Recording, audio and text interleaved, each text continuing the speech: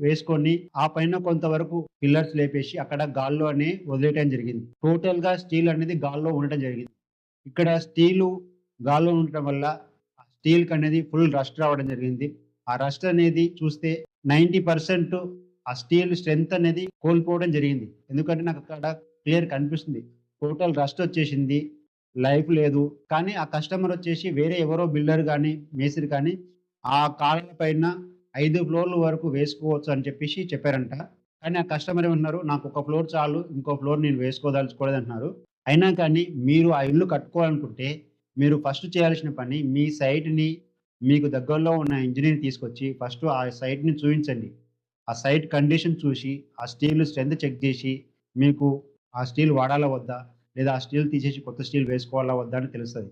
మీరు ఇలాంటి మిస్టేక్ చేసి మీ ఇల్లు కట్టుకుంటే, మీ ఇల్లు లైఫ్ అనేది తగ్గుతా ఉంటుంది. ఒకవేళ